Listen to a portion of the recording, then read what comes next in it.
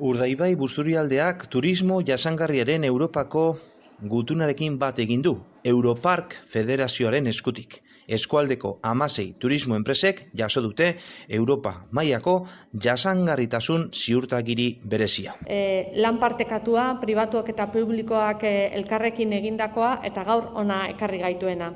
Zuei bereziki eskertza eta aitortza, ez bakarrik gaurko egunean iragarri dugunagatik, baizik eta emaitza izango duelako tokian, emaitza izango duelako, edo horrela asmoa behintzat hori dalako zuen enpresetan eta zuen lanean.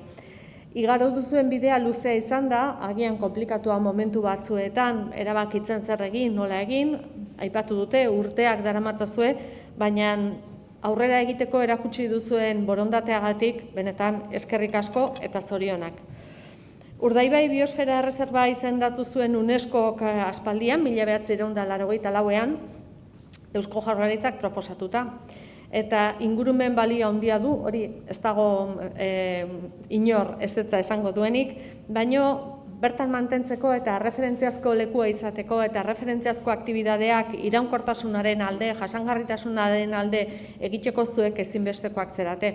Javierrek aipatzen zuen hemen, ez da bakarrikan nolabait politikoek zerbait martxan jartzea, baizik eta biztanleek eta bertan dauden eragile guztiek sinistu behar dugu hori posiblea dela eta martxan jarri behar direla hainbat ekimen. Ez da nahikoa, UNESCOk onartu zigun 1984an eta bukatuta dago ez.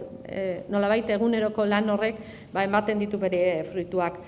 Horrela horregatik izendatu da Urdaibai eta Euskadik jasangarritasun eta turismo arduratsua uztartuko dituen helmuga lehiakorra izateko apostua.